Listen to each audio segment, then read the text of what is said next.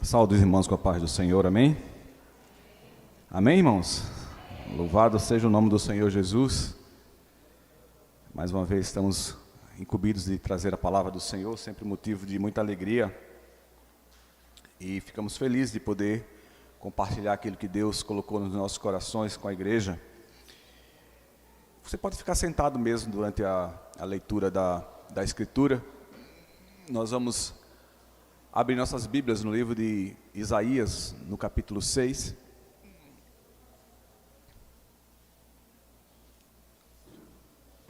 Minha voz ainda está um pouco rouca, né? Está um pouco diferente. Eu venho tratando há 4 dias para tentar chegar hoje em condições de trazer a palavra, mas não foi muito fácil, né? Tratar de uma inflamação na garganta às vezes é um pouco... Aí eu vou falar baixo, vocês não estranhem, mas é porque eu tenho que preservar as minhas cordas vocais para poder eu conseguir chegar ao final da palavra, porque hoje eu trabalhei e dei palestras hoje, e na segunda palestra, hoje à tarde, eu fiquei sem voz, né? E eu nem fiquei preocupado lá tanto com a palestra, mas eu fiquei preocupado de não ter voz hoje à noite, né? Mas graças a Deus, a voz voltou, e eu vou falar bem baixinho nesse tom de voz aqui, para poder a gente chegar até o final, amém?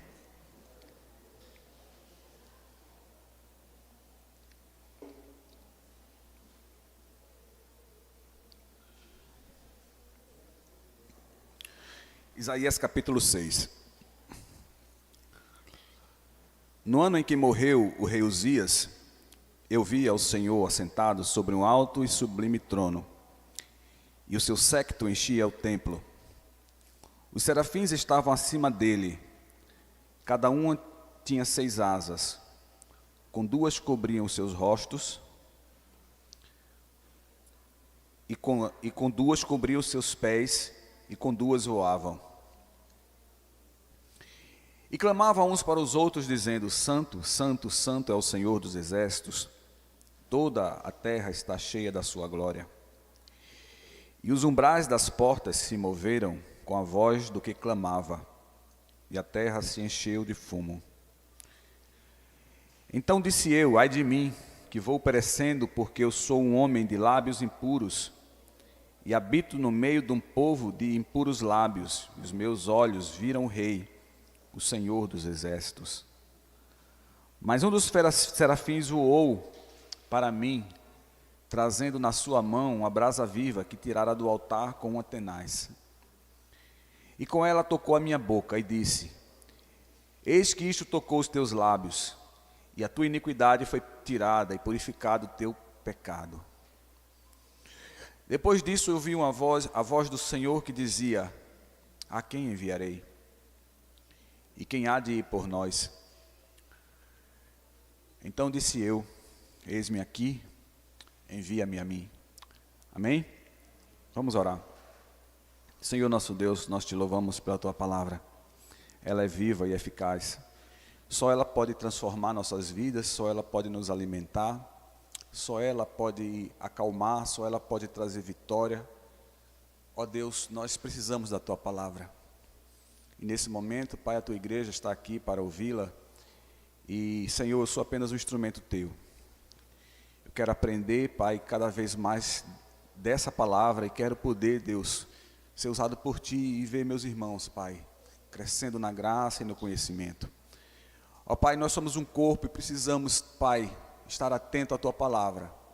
Portanto, em nome de Jesus, aquieta os corações, Senhor.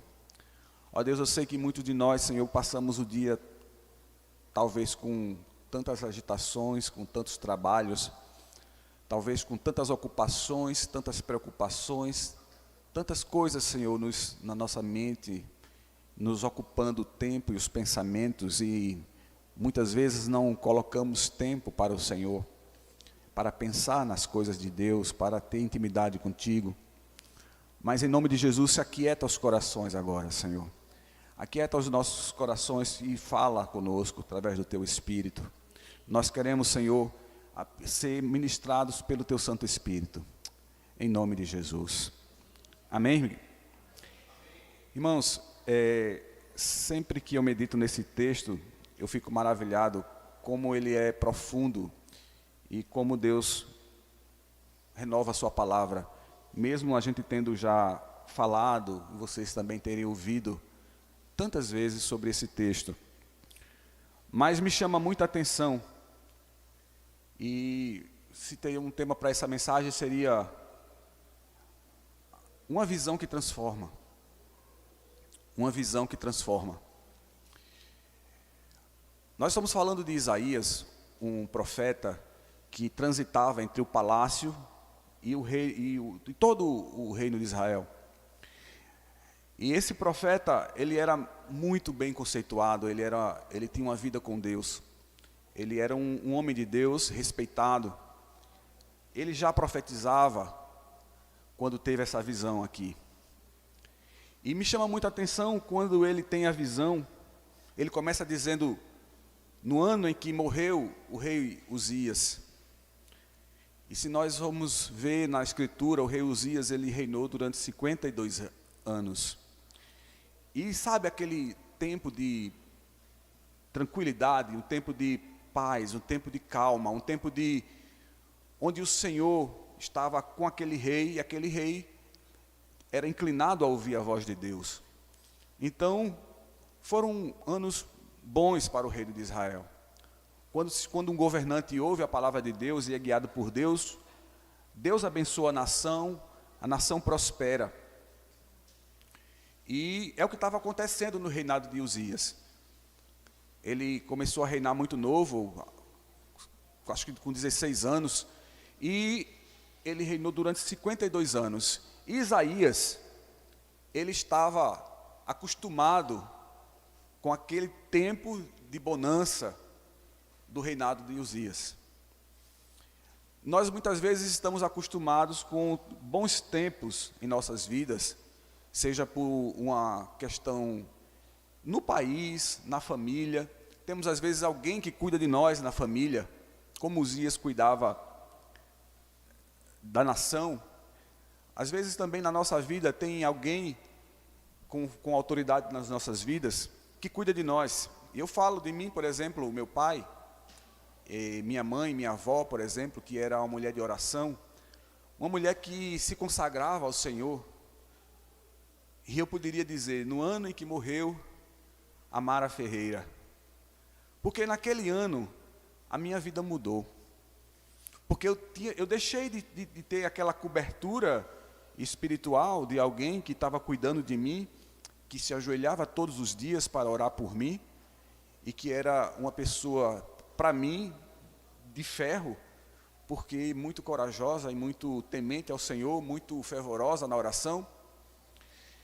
Então, no ano em que morreu Amara Ferreira, talvez você tenha uma data simbólica também, no ano em que alguém que você gosta ou que foi importante na sua vida partiu, no ano em que você não teve mais essa pessoa com você, no ano em que as coisas na sua vida mudaram, porque agora você estava tendo uma experiência desafiadora, a qual outros estavam fazendo isso por você, estavam lutando certas lutas que não eram suas.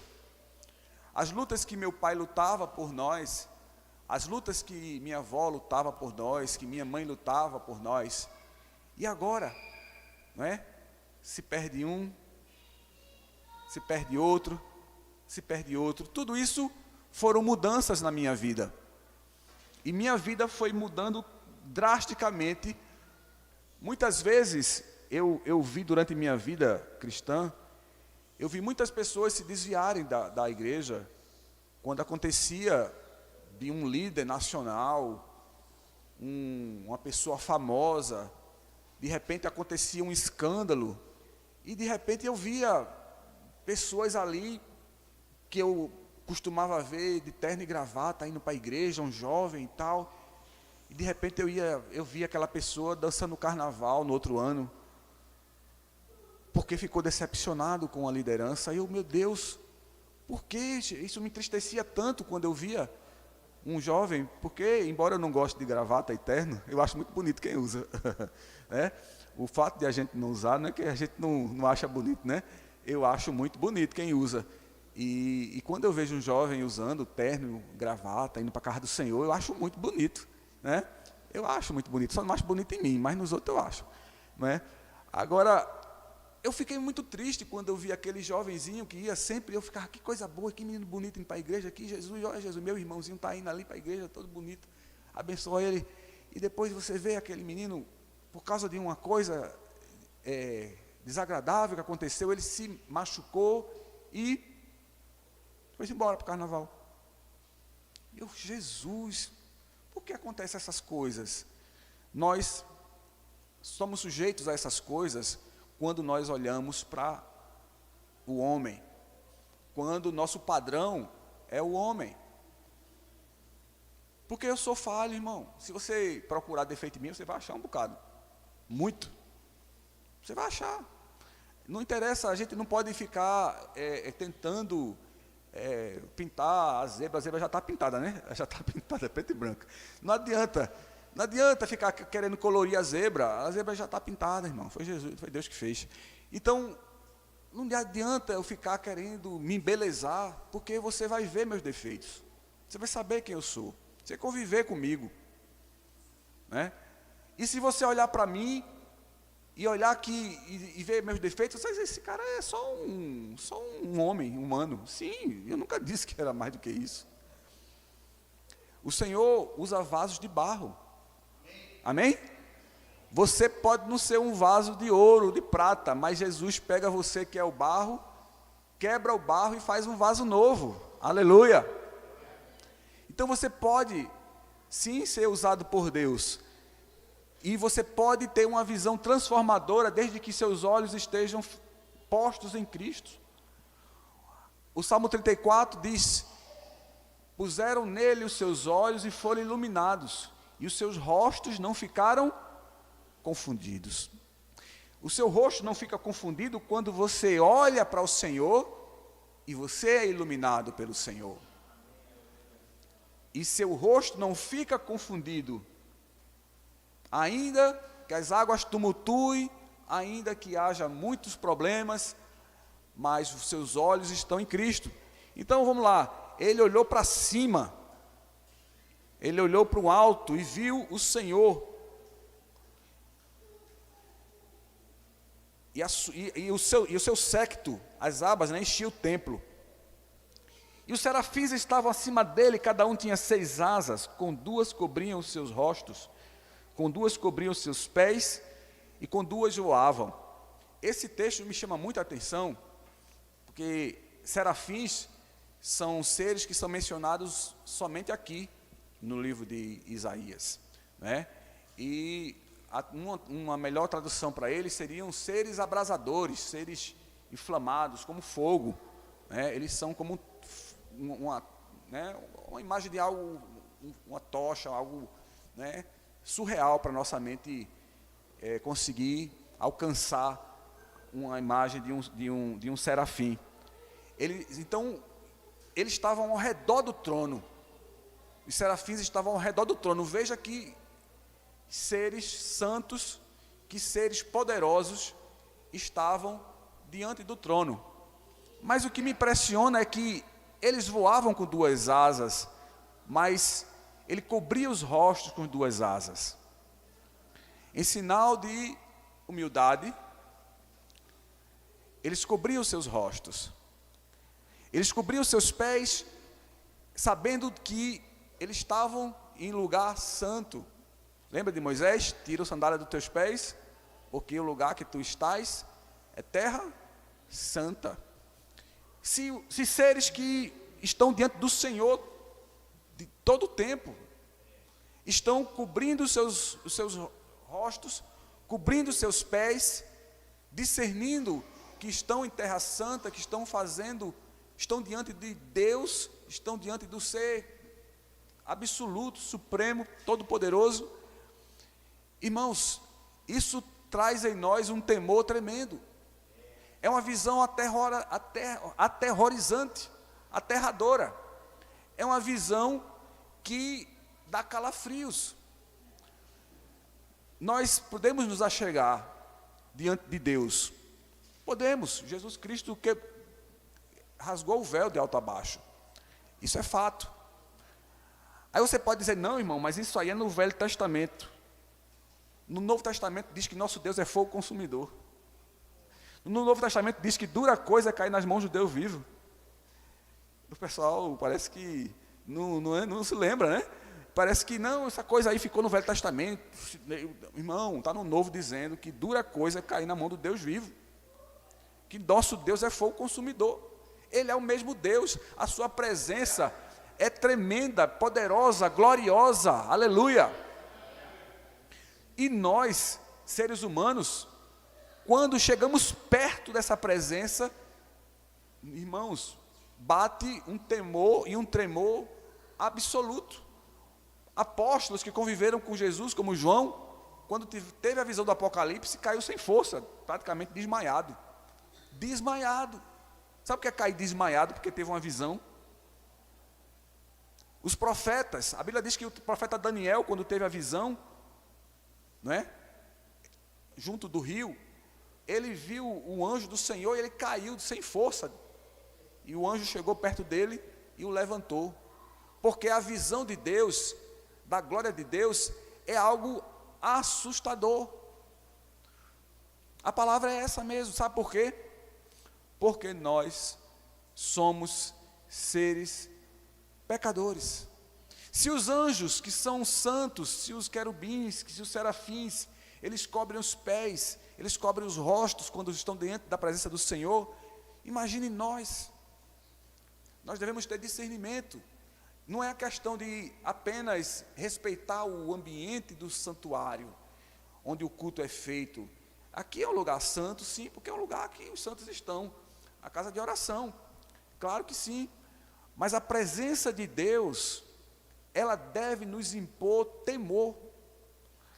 Deus quer que nós tenhamos temor dEle, sim, e temor não significa que nós vamos ter medo dEle, vamos ter pânico dEle, não é isso, mas precisamos ter temor porque estamos nos aproximando do Criador, do Soberano, do Todo-Poderoso, aquele que reina, que é glorioso, que é santo, santo, santo.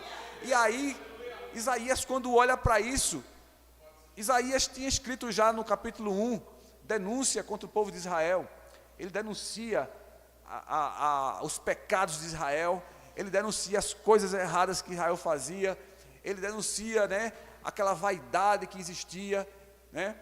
Ele faz uma série de denúncias contra as prostituições, contra as idolatrias, mas, tudo bem, mas quando ele tem essa visão, veja o que ele disse: e clamavam, santo, santo, santo é o Senhor dos exércitos, toda a glória está cheia de sua glória, e os umbrais das portas se moveram com a voz do que clamava, e a casa se encheu de fumo. Então disse eu, ai de mim, ai de mim. Mas não é o profeta que já falava em nome do Senhor? Não é o profeta que já tinha profetizado as coisas de Deus? Mas quando ele teve a visão de Deus, e que ele pôde contemplar a diferença, porque muitas vezes, irmãos, nós nos comparamos com as pessoas. Ah, rapaz, diante daquele ali que é todo troncho, eu sou um santo.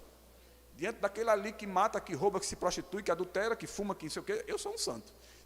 Então, nosso padrão é muito baixo. A gente está se comparando com o que está a bagaceira do mundo já, né? O mundo do diabo já está pintando e bordando, meu irmão. Nós não temos esse padrão, nosso padrão é muito alto. Nosso padrão é Cristo. Jesus disse, sede meus imitadores. Paulo disse, sede meus imitadores, assim como eu sou de Cristo. Então, quando Isaías teve a visão, ele parou de se comparar com o seu irmão. Ele parou de se comparar com o povo de Israel. Ele parou de se comparar com o povo que ele convivia no seu dia a dia, que o padrão ali era muito baixo. E ele podia se achar, e provavelmente sim se achava superior, mais santo, mais consagrado, mais justo, mais íntegro do que aquele povo idólatra que ele denunciava. Ele se achava mais justo, sim. Mas quando ele viu o Senhor, o padrão de comportamento muda. O padrão de comparação agora esqueça. Você agora não está diante de pessoas que são mutáveis, que são muitas vezes injustas, indignas, terríveis. Não. Você está diante do Criador, daquele que é santo, os seus pensamentos são tão elevados que você, ainda que vivesse milhões e milhões e milhões e milhões de anos físicos, temporais, você não compreenderia ele. Então, a diferença é tão brutal, é tão absurda, que ele não tem mais agora o que fazer, a não ser, depois de olhar para cima, olhar para dentro. Quando a gente olha para cima, a gente deixa de julgar o próximo, a gente deixa de apontar o erro do próximo, a gente deixa de fazer comparações com o próximo, porque o nosso padrão agora é outro. A gente está olhando para cima, e ele é santo. E agora eu olho para dentro, depois de olhar para cima, e vejo o quê? Eu vejo a minha miséria. Quanto indigno eu sou, quão sofrível são os trapos de imundície da minha justiça, quão medíocre é o que eu arrogo ser minhas razões, as minhas justificativas, os meus motivos, porque eu tenho razão, porque eu tenho isso, porque o outro não tem, porque eu sou correto, o outro não é. Todos esses pseudos pequenas glórias, pequenos troféus, pequenas medalhas que nós colocamos em nossos peitos, eles se tornam lixo, eles se tornam palha, eles se tornam nada, porque agora a gente vê que a nossa base de comparação é muito baixa aqui na terra. A gente está diante de quem é santo, e de quem é santo, a gente não vai se esconder, não vai se esconder. E ele diz: ai de mim, porque eu sou um homem de lábios impuros, e que eu habito no meio de um povo de impuros lábios. Você acha que só ele dizer isso é motivo para esse desespero todinho? Ele só falou desse daí, Ele só falou disso aí, de lábios. O pecado dele estava nos lábios. Então a gente pode saber aqui que Isaías, se fosse hoje, não estava fumando, não estava se prostituindo, não estava indo para o carnaval, não estava fazendo nada do que a gente acha que é o pecadão, Ele não estava fazendo nada disso. Também ele estava dentro da igreja, ele colaborava, ele era um homem consagrado. Se a gente visse um homem de Deus que ora, que se consagra, nos dias de hoje, seria Isaías. Ele era um homem acima da média no quesito santificação. Mas aí tem um pequeno problema: os meus lábios são impuros. Os meus lábios são impuros. Abra sua Bíblia aí no livro de Tiago, capítulo 3. Vamos dar uma passadinha ali. Daqui a pouco a gente volta. Tiago.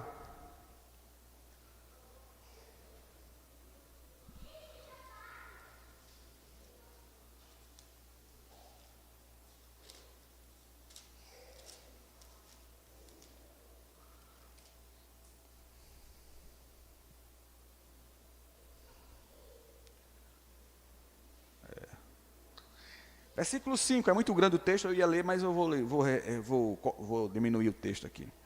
Versículo 5, 3:5. Assim também a língua é um pequeno membro, e gloria-se de grandes coisas. Vede quão grande bosque um pequeno fogo incendeia. A língua também é um fogo, como um mundo, veja bem, um mundo de iniquidade. A língua está posta entre os nossos membros e contamina todo o corpo, inflama o curso da natureza, ou seja, define para o que vai ocorrer, E é inflamada pelo inferno, porque toda a natureza, tanto de bestas feras como de aves, como de répteis, como de animais do mar, se amansa e foi domada pela natureza humana, mas nenhum homem pode dominar a língua. É um mal que não se pode refrear, está cheia de peçonha mortal. Com ela bendizemos a Deus, o Pai, e com ela amaldiçoamos os homens, feitos à semelhança de Deus. De uma mesma boca procede bênção e maldição. Meus irmãos, não convém que isso seja assim. Ele diz que o homem natural não consegue dominar a língua, mas ele nos exorta a dominar a língua, porque ele está falando agora que nós, como guiados pelo Espírito Santo. E veja que ele diz, de uma mesma fonte sai bênção e maldição. Era o caso de Isaías. Isaías, com a boca dele, pronunciava a bênção, ele falava a palavra de Deus, mas os lábios dele eram impuros. Não sou eu que estou dizendo, é ele que está dizendo. O que é que sai de uma fonte de impureza? Sujeira. Ou não? Você já viu uma fonte suja da água limpa? Não. Ele disse que o lábio dele era impuro, porque dos seus lábios fluíam coisas que desagradavam a Deus. Fluíam coisas que não agradavam ao Espírito Santo.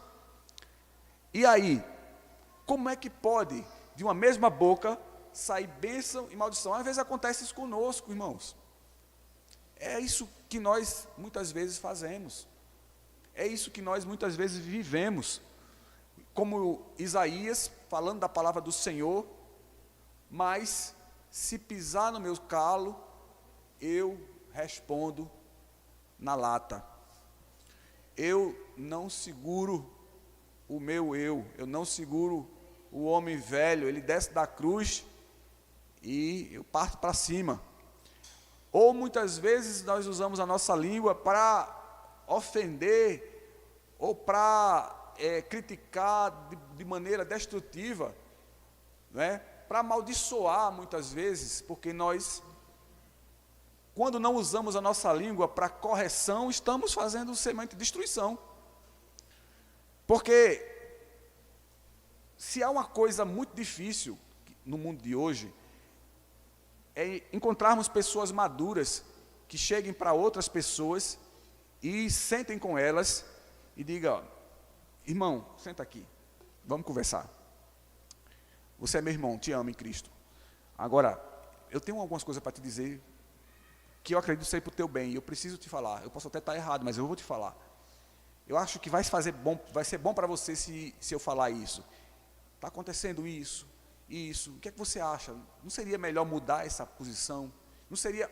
Irmão, é muito difícil achar no mundo de hoje alguém que faça isso. Porque é muito mais fácil a gente se recolher, se magoar, né? Ou, se não foi com a gente observa, foi com o outro, e a gente critica. Porque nossos lábios são impuros. Nós somos muitas vezes igual a Isaías. Somos sim, né? Porventura deita alguma, versículo 11, porventura deita alguma fonte de um mesmo manancial, água doce e água amargosa? Como é que eu posso falar coisas de Deus e coisas que destroem o próximo? Coisas que não vão edificar. A questão muitas vezes, irmãos, é que, e esse é um tema bastante profundo, é que nós muitas vezes trabalhamos em cima de rejeição. E é o que eu falava hoje numa palestra na escola lá em Vila Rica, em Jaboatão, é que quando nós somos rejeitados ou achamos que nós somos rejeitados, nós temos a tendência de partir para um revide, de partir para algo assim. Então o jovem na escola, né, muitas vezes existem grupos na escola que discriminam a pessoa, meninas que não falam com a menina para isolar ela, para ela sofrer, né? Ou garotos também que não falam com o outro. Não são representações sociais de punição social, né? São punições sociais que são impostas a quem a gente não gosta, a quem a gente não quer perto da gente. E isso é um mecanismo de controle social, é um mecanismo de fazer nossa vontade se impor. Nossa vontade se impor. Mas sabe o que a Bíblia diz sobre essas coisas? Deixa eu ver aqui, viu? Onde é?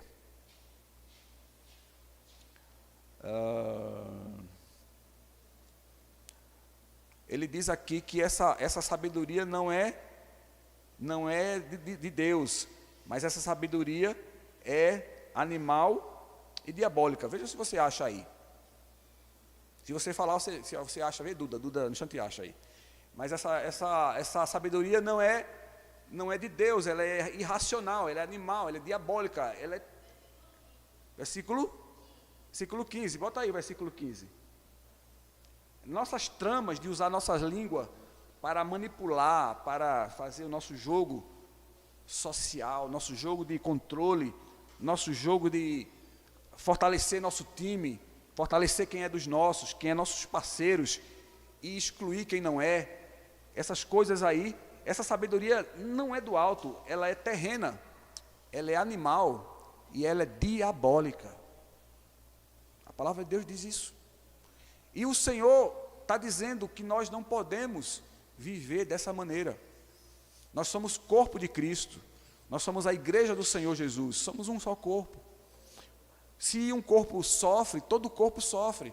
Se você machuca um dedo, todo o corpo sofre. Se você machuca a orelha, se você machuca um dente, todo o corpo sofre.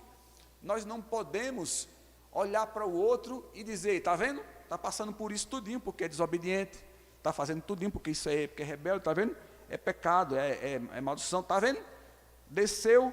Irmãos, é coisa que a gente olha assim, eu escuto cada coisa, irmãos, da boca de irmãos de 30, 40 anos de igreja, que eu fico assim, será que eu estou ouvindo isso mesmo? Será que eu ouvi direito? E é quase que inacreditável, né? Como, não, vai, o Senhor mata mesmo, e vai, e se atrapalhar meu ministério, o Senhor mata. É umas coisas assim que você escuta que é meio louca, é quase que inacreditável, como se Deus fosse, sabe, Deus estivesse ali para defender o ministério dele, tudo que eu dei de ministério a ele, e agora quem se levantar, mas eu vou chegar nessa parte ainda, vamos voltar para Isaías. Já entendemos que os lábios impuros produzem sujeira, produzem coisas que não agradam a Deus, e é contaminado por uma sabedoria humana, que é animal e diabólica. Então isso a gente tem que evitar. Temos que controlar nossa língua, temos que controlar, não é fácil, irmão, não é fácil para ninguém. Ninguém, irmão, não é fácil para ninguém, mas precisamos urgentemente. E aí diz aí, mas um dos serafins voou, versículo 6, para mim, trazendo na sua mão uma brasa viva, que tirara do altar com Atenais, e com ela tocou minha boca e disse, eis que tocou os teus lábios, a tua iniquidade foi tirada e purificado o teu pecado. A brasa estava no altar. O altar é lugar de sacrifício, o altar é lugar de morte. Diferente do mundo, o altar da igreja, onde nós estamos, é um lugar onde o meu eu, ele tem que morrer, e ele não tem que aflorar. Os altares do mundo é de adoração para os artistas que estão naqueles palcos, que estão se apresentando, cantores que estão ali atraindo multidões para ser celebrado o seu talento, a sua glória. Mas esse altar aqui é diferente, esse altar aqui é de morte, porque quando nós subimos nesse altar aqui, nós entregamos a nossa vida ao Senhor.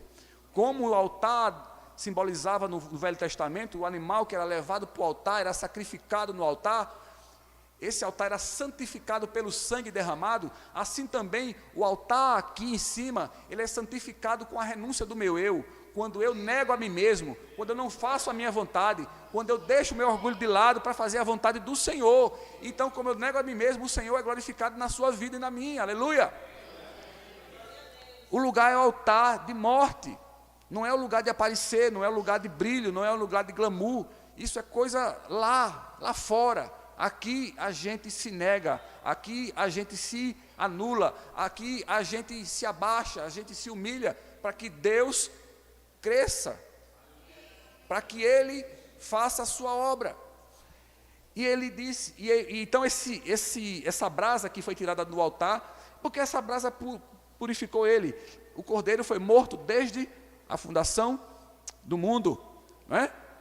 Estava no coração de Deus a morte de Jesus para se sacrificar por toda a humanidade, lá do começo.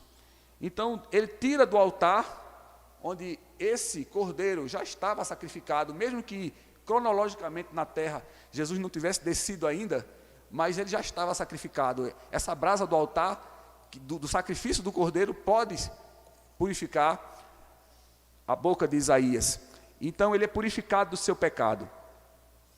E porque ele entende que aquele altar é lugar de sacrifício, e porque ele sabe que ele se arrependeu verdadeiramente do seu pecado, ele sabe e tem consciência de que houve uma mudança de comportamento dele. É por isso que o serafim vem e toca com a tenaz na boca dele, porque houve mudança de atitude, houve arrependimento. Então ele é perdoado. Assim também nas nossas vidas, quando nos arrependemos, de verdade, o Senhor nos perdoa. Quando há mudança, quando a gente olha para Deus primeiro, olhou para cima, viu Ele sentado no trono, olhou para dentro, viu a miséria. Aí, depois que ele é perdoado, depois que ele olha para dentro e já é, o seu pecado é remido, aí ele escuta o seguinte: depois disto, depois, irmão, é depois. Diga assim, é depois. Tem muita gente querendo ser comissionado, sem que sua iniquidade tenha sido tirada, sem que seu pecado tenha sido remido. Mas você só escuta a voz do ID, do comissionamento, diretamente de Deus, depois. Depois disto, eu vi a voz do Senhor que dizia: a quem enviarei? E quem há de ir por nós? Então, veja que ali, diferentemente de Jeremias, que o Senhor diz: eu te escolhi desde o ventre, né? Em algumas situações está escrito isso, mas ali o Senhor não chega para Isaías e disse: Isaías, eu tenho um ministério para você. Você tem um ministério. Você vai lá para a igreja Família na Graça Church, se apresente lá ao pastor Jonathan, viu? E você tem um ministério. Aí eu chego aqui: pastor, recebi uma visão, tem um ministério, viu? O senhor vai ter que me encaixar aí. Entendeu? Então, não foi isso que o Senhor disse. Vá lá, eu tenho um ministério para você. Não, o Senhor disse: a quem enviarei? A quem enviarei? Quem há de ir por nós? E ele se prontifica a ser esse enviado. Isso me chama muita atenção. Não que, como eu falei no começo, eu não creia que Deus não possa soberanamente escolher pessoas para determinado ministério, como escolheu Paulo para pregar aos gentios. Mas o que é a regra no dia a dia geral, a gente pode dizer assim, é que Deus tem missões, e pessoas podem ou não entrar dentro da missão e sair da missão. Eu escutava recentemente uma entrevista, né, num podcast cristão, de um cantor que, eu não lembro o nome dele, mas ele disse que teve o Senhor falou com ele claramente, e deu o nome da banda e as músicas que ele deveria fazer, no estilo que ele deveria fazer e tal, e direcionou tudo do que ele deveria fazer. Mas foi Deus que falou com ele? Foi Deus que falou com ele, mas ele não foi. Com pouco tempo depois, surgiu uma banda, né, que era aquela banda Trazendo a Arca, que foi justamente o que o Senhor tinha dado a ele, a visão e o tipo de música, e tudo que o Trazendo a Arca fazia, era o que Deus tinha preparado para ele, mas ele não fez. Então diz: você não fez não, meu filho, a fila anda, viu? Eu não vou, o reino não vai parar por causa de você, não. Vamos embora. Vamos andando, vamos andando, vamos andando. Aleluia! O reino não para. Amém, irmãos? O reino não para. E isso muitas vezes é chocante para nós. Ninguém é descartável na obra do Senhor. Nós não podemos pensar que a gente não vai se importar com as pessoas, não. Nós não podemos ser insensíveis às pessoas, não. Temos que sentir sempre quando qualquer um de nós sofre, qualquer um de nós chora. Nós precisamos sentir a dor e saber que somos irmãos e precisamos nos amar. Mas precisamos entender também que o tempo de cada um é o tempo de cada um. Eu não posso forçar o crescimento de ninguém. Eu não posso obrigar que as pessoas cresçam porque eu quero. Eu não posso fazer as pessoas entenderem o que Deus quer para a vida dela do jeito que eu penso que ela deveria entender. Ela deveria estar claro, porque ela não entende. Não. Cada pessoa tem seu tempo. E Deus é paciente. Deus é um pai amoroso. Deus não rejeita seus filhos. Deus não joga fora. Deus não descarta. Deus abraça. Aquele que vem a mim, de modo nenhum lançarei fora. É o que o Senhor diz. Agora, se eu não entendo que esse a quem enviarei é para mim, e eu não digo estou aqui, outro vai dizer. Outro vai se habilitar. Outro vai fazer. Porque o Senhor vai ter sempre o seu povo. Lembra-se de Elias? Senhor, morreram todos os teus profetas, perseguiram todos os teus profetas, mataram o fio da espada, só eu fiquei. Elias, eu reservei para mim 7.000 joelhos que não se dobraram. Aleluia. A sua visão não corresponde à realidade. Porque a minha visão, como Paulo diz, em parte eu conheço, em parte sou conhecido, né? Eu só vejo em parte, né? Mas um dia eu conhecerei do jeito que eu sou conhecido, verei o todo. Porque hoje eu só consigo ver uma parte do problema. Hoje eu só consigo ver uma parte da realidade. Mas Deus é que vê o cenário completo. Eu estou sozinho, Senhor. Senhor, eu estou abandonado, eu estou deixado, eu estou... Não, você não está sozinho não, tem 7.000 com você. 7.000 jejuando, 7.000 orando, calma. Nós não podemos nos achar, nos vangloriar, porque somos os únicos, não. Irmãos, veja como você faz parte de uma família maravilhosa, que é a família de Deus. Se alegre com os talentos de seus irmãos, com a beleza dos seus irmãos, com a glória que Deus coroou teus irmãos, com os ministérios que Deus deu aos teus irmãos, onde nós estivermos, porque nós somos uma família, essa família é linda, essa família é maravilhosa. Nós não temos que nos comparar com ninguém. Eu não preciso me comparar com ninguém, e eu sou tentado todo dia a me comparar, eu não é? Somos tentados, somos humanos, né? Quantas vezes eu escutava pregações, e né, eu falo sempre isso com o pastor Jonathan, e a gente queria falar como alguém, queria pregar como alguém, queria ser como alguém, não é?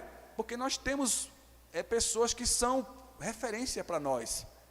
Mas saiba de uma coisa, por mais que alguém é referência para você, você é você com a sua beleza, com o seu brilho, com a sua glória, a glória que Deus colocou a você, porque é Ele que dá glória.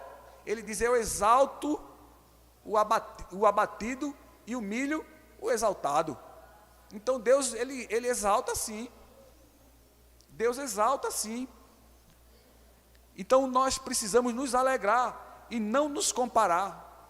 Nosso sentimento não tem que ser faccioso, como está lá, se você lá lê direitinho lá, o capítulo 3 de Tiago, lê em casa, ele vai dizer, porque muitas vezes essa língua, ela cria facções, ela cria divisões, né?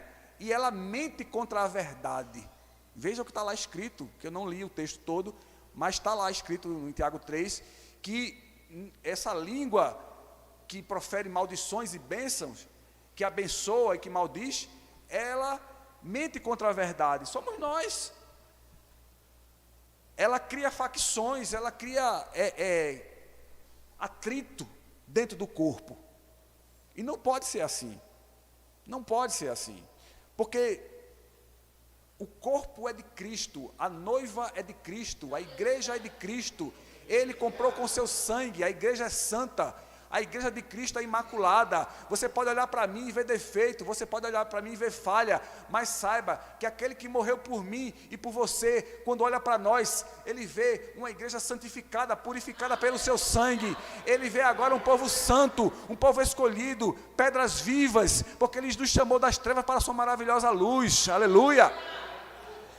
Não é o que você não vê. Me impressiona muito aquele texto em Números, no capítulo do 20 ao 22, 23 por ali, quando Moisés fala da rebelião do povo, né?